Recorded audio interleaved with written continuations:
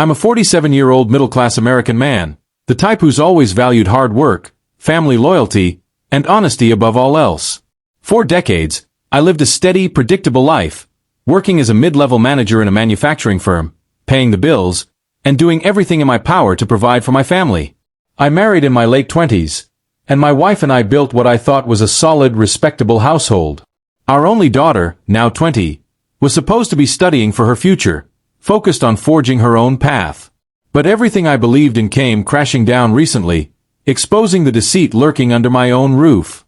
It all began about 3 months ago, on a quiet Saturday morning. I was sitting at the kitchen table, going through the utility bills while sipping my coffee. My wife passed by, glued to her phone, busy texting someone. She'd been distant for weeks, coming home late, wearing expensive perfume I'd never bought her, and guarding her phone like it held state secrets. When I asked about her day, she'd snap at me or brush me off entirely. I chalked it up to work stress, convincing myself it was nothing to worry about. That morning, she suddenly announced she was running errands and hurried out the door.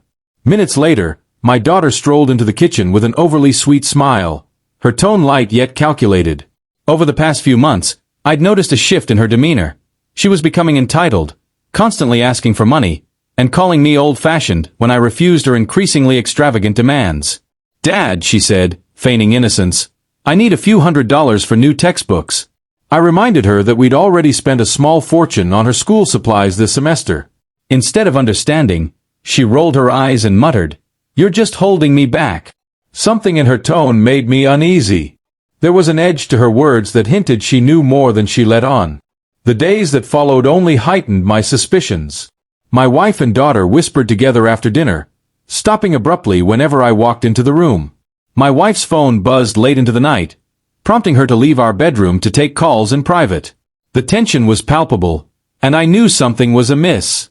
Then, 2 weeks later, the truth fell into my lap. My wife had left her phone on the counter while she went upstairs. A message popped up on the screen, from a man asking if she was free that evening. My heart sank. Against my better judgment, I scrolled through her messages. What I found shattered me. Explicit, flirtatious conversations spanning months. They joked about meeting at hotels and hiding their affair from me. But the real betrayal lay elsewhere. Among the messages, I found texts from my daughter to this man. She was helping her mother orchestrate the affair, texting him things like, "Keep it quiet, I've got your back." My dad's clueless. My own daughter, my flesh and blood, had known all along and was actively covering for her. That evening, I confronted my wife. She didn't deny it. Instead, she lashed out, furious that I'd looked through her phone. "You invaded my privacy," she yelled, as if her betrayal was secondary to my discovery of it. To my shock, my daughter chimed in, siding with her mother. "Yeah, Dad, that was wrong," she said dismissively.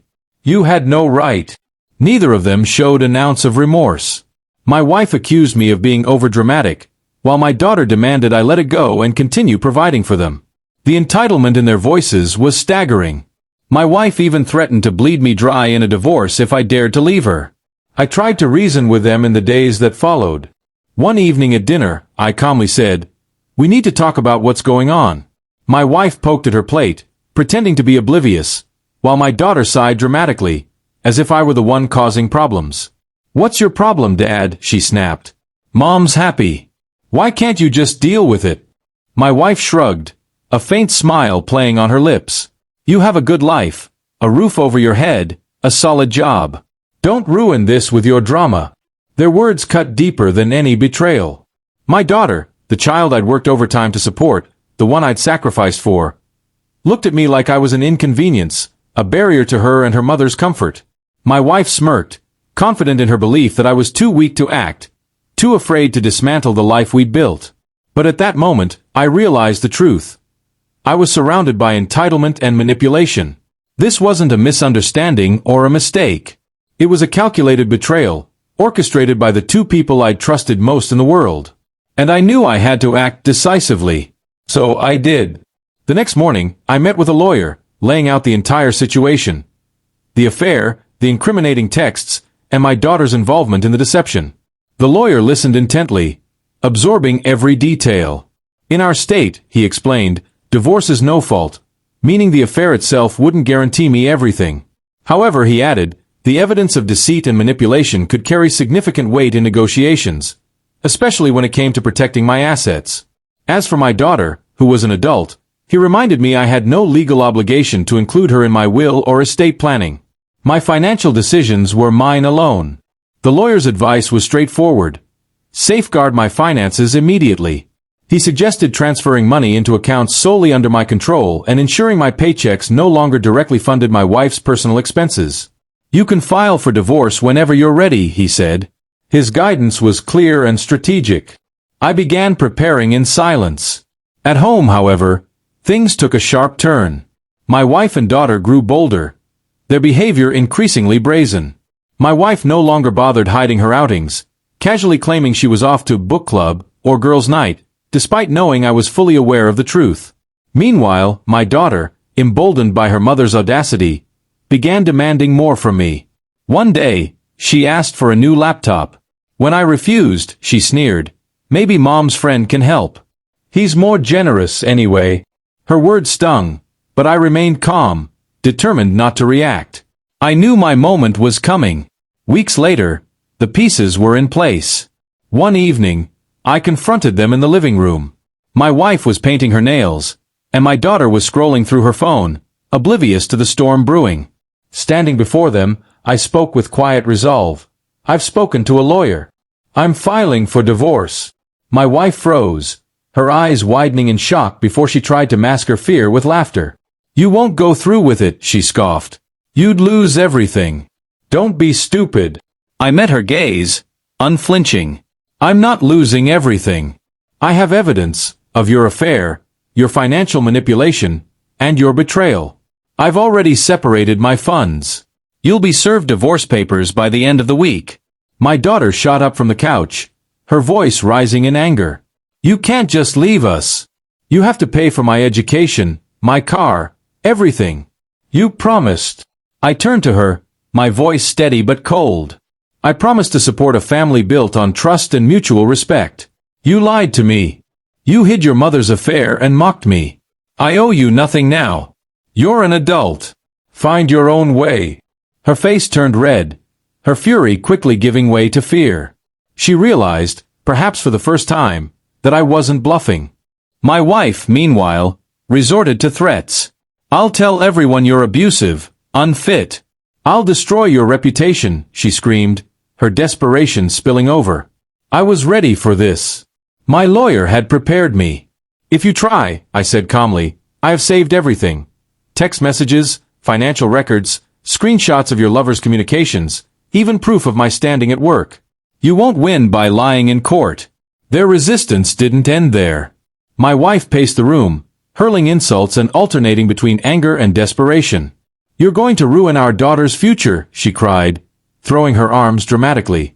My daughter crossed her arms, glaring at me with unrestrained entitlement. "You're supposed to take care of us. That's what a father does. You can't just walk away." Their words revealed everything. They didn't see me as a person, only as a wallet. A provider. Nothing more. I refused to let their entitlement break me. "This isn't about leaving you destitute," I said firmly. "It's about drawing a line. I'll follow the law and pay what's fair. But I'm done funding luxuries for people who've betrayed me." My daughter scoffed, her voice dripping with disdain. "You owe me my education." I met her gaze with unwavering resolve. "No," I said. "What I owed was a family built on love and trust. That's gone now. You'll have to build your own future." For the first time, there was silence. It was clear I had finally reclaimed my power, and there would be no going back. I stared at her, my expression cold and unyielding. "You're 20 years old enough to know right from wrong," I said firmly. "And you chose to side with your mother's affair partner over your own father. Actions have consequences." The following week, I served the divorce papers. My wife's reaction was immediate panic. She oscillated between feigned remorse and venomous threats. In the evenings, when my daughter wasn't around, she tried sweet-talking me, her voice dripping with insincerity. "Maybe we can work this out," she cooed, inching closer, her eyelashes fluttering in mock innocence. "Think about the family. We can move past this." I shook my head, unmoved. You destroyed this family the moment you treated me like a fool, I said. Her mask of charm slipped, replaced by snarling threats. You'll regret this, she hissed. I'll make sure everyone knows how selfish you are. As we navigated the initial stages of the divorce, my lawyer made one thing clear. Since my daughter was an adult, no court could force me to pay for her college or provide financial support beyond what I volunteered. Regarding spousal support, the court would evaluate my wife's ability to work and divide our assets accordingly. Thankfully, I had been meticulous. Over the years, I had documented everything. Bank statements, financial transfers, even incriminating texts. She wouldn't be able to claim ignorance or strip me of everything I'd worked for. When the realization hit, my daughter attempted a new approach. One afternoon, while her mother was out, she cornered me in the hallway. Her voice trembled as she said, "Dad, I'm sorry. I was confused. I didn't know what to do." For a moment, a sliver of compassion tugged at me. But then I remembered her mocking texts to the affair partner, her sneers, her demands. "You knew exactly what you were doing," I said quietly. "You covered for your mother because it suited you. You wanted easy money and gifts. And now that they're gone, you're begging." Her tears dried up fast. The next day, she resorted to lies, telling relatives I had gone crazy and was punishing her for no reason. But those who truly knew me saw through her ploy. I showed one brother-in-law the evidence, the texts, the receipts, the proof of their betrayal. He nodded grimly. Word spread among the extended family. Some chose to stay neutral, but others offered their sympathy. None rushed to defend my wife or daughter after seeing the truth. When sympathy didn't yield results, my daughter tried another angle. Threats. "If you don't change your mind, I'll take your last name off my social media and disown you publicly," she declared, her arms crossed defiantly. I didn't flinch. "Do what you want," I replied. "I'm already rewriting my will. You won't be in it." Her face blanched. "You can't," she stammered. I shrugged. "Watch me." The highlight of my fight for justice came during the settlement negotiations. My lawyer and I presented a fair division of marital property, but my wife's lawyer tried to push for more, citing her contributions as a homemaker. I calmly provided the evidence. Bank statements showing I funded everything, messages proving her ongoing affair, and more. Faced with the prospect of a court battle that would expose her lies, she reluctantly agreed to modest terms. She received only a fraction of what she'd hoped for. Minimal alimony reflecting her limited work history and a small portion of our joint savings. To maintain any lifestyle, she'd have to find work. Her affair partner, as I'd predicted, vanished once he realized his golden goose was no longer laying eggs. My daughter stood by, arms crossed and glowering, as we left the lawyer's office. I paused, locking eyes with her. "From here on, you're on your own," I told her. "I'm removing you as a beneficiary from my will. Nothing I build from now on will go to you." Her voice trembled with rage. "I'm your child. You can't just cut me out." I tilted my head, unbothered. "You chose to help your mother betray me. You showed me what loyalty means to you. I'm simply returning the favor." She tried one last, desperate ploy. "Maybe I'll sue for inheritance rights." But her threats were empty. My lawyer had already explained that adult children have no guaranteed inheritance rights without being explicitly named in the will. She had no claim. Furious, she stomped away, muttering curses under her breath. In the weeks that followed, I took steps to rebuild my life. I updated my bank accounts, revised my will, and focused on personal growth. My ex-wife left a trail of voicemails, alternating between begging for help and accusing me of cruelty. I ignored them. My lawyer even prepared restraining order documents in case she escalated, though thankfully, they weren't needed. My daughter tried stirring trouble online, posting rants about her deadbeat father, who abandoned her. I documented everything, ready to use it as evidence if necessary. Over time, her accusations fizzled out. No payday, no sympathy, no support. Extended family stayed largely distant. Those who cared enough to know the truth stood by me. Others remained neutral, unwilling to involve themselves in the drama. It wasn't easy. Realizing that two people I loved had zero respect for me was excruciating. But I learned something invaluable. Standing up for yourself, even when it means tearing apart familial bonds, is sometimes necessary. Entitlement feeds on compliance. It withers when faced with firm boundaries. By refusing to play the role they had assigned me, I reclaimed my dignity. I secured my future from their greed. Now, I find peace in quiet evenings, honest friendships, and financial freedom. I'm oddly grateful for the clarity this experience gave me. I know exactly who deserves my kindness, and who doesn't.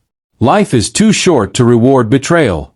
Justice doesn't always mean mercy. Sometimes, it means closing the door firmly on those who wronged you and walking away with your head held high.